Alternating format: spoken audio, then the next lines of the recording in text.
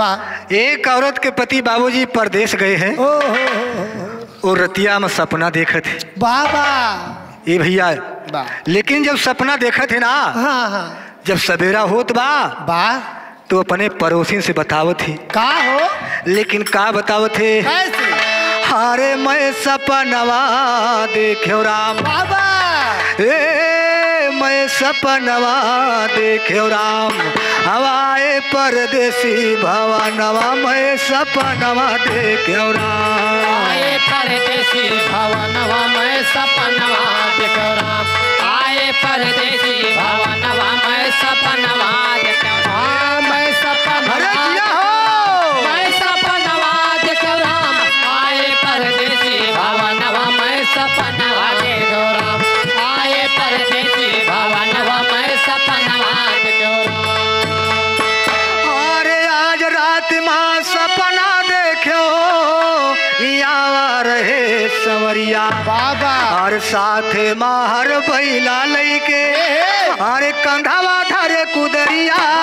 और खेतवा जोत मोर सजनवा मैं सपनवा देखो राम खेतवा जोत मोर सजनवा मैं सपनवा देखो राम खेतवा जोत मोर सजनवा मैं सपनवा मैं सपनवा देखो राम मैं सपनवा देखो राम खेतवा जोत मोर सजनवा मैं सपनवा देखो राम खेतवा जोत मोर सजनवा मैं सपनवा देखो राम खेतवा जोत मोर सजनवा मैं सपनवा देखो राम। और करे जोताई खेत के सैया रिम झिम बरसे बदरा बाबा अरे दाना पानी लैके गयो अरे बदरा निरखै कजरा अवचरा उड़ावे पवनवा मैं सपनवा देखो राम अचरा उड़ावे पवनवा मैं सपनवा देखो राम अचरा उड़ावे पवनवा मैं सपनवा देखो मैं सपनवा देखो राम मैं सपनवा देखो राम अचरा उड़ावे पवनवा मैं सपनवा देखो राम अचरा उड़ावे पवनवा मैं सपनवा देखो राम। अरे निहुर निहुर के जरई रोपी खन के चूड़ी कलैया वाह भैया निहुर निहुर के जरई रोपी खन के चूड़ी कलैया अरे संघ के सखिया गावे गौनई अरे ताक खड़ी मकैया ओ बाली लई भागा सुगनवा मैं सपनवा देखो राम बाली लय भागा सुगनवा मैं सपनवा देखो राम बाली लय भागा सुगनवा मैं सपनवा मैं सपनवा देखो राम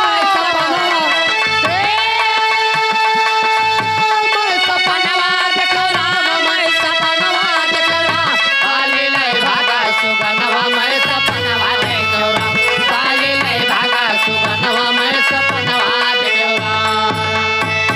अरे रिम झिम बदरा बरसे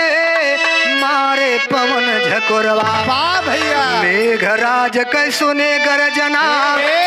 अरे दादुल करत स्वरवा मोरवा नाचे बीचे बनवा मैं सपनवा देखो राम मोरवा नाचे बीचे बनवा मैं सपनवा देखो राम मोरवा नाचे बीचे बनवा मैं सपनवा मैं सपनवा देखो राम मैं सपनवा देखो राम मोरवा नाचे बीचे बनवा मैं सपनवा देखो राम मोरवा नाचे बीचे बनवा मैं सपनवा देखो और करत किसानी सैया साथे बीती रात अलबेली आए हैं अरे आँख खुली जब सपन टूटेगा अरे सपना बना पहली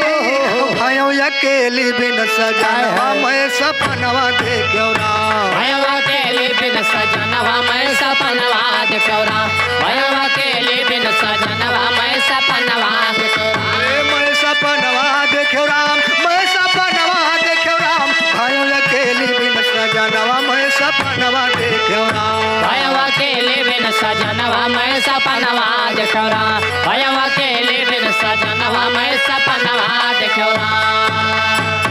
हो तो सवेरे गंगा जल से गौरी रहो नौहाई अरे गौरी माता सपन पुरावा हर माधव से दिया मिलाई और यहाँ घर राना सजनवा मैं सपनवा देखो ना आवे घर राना सजनवा मैं सपनवा देखो ना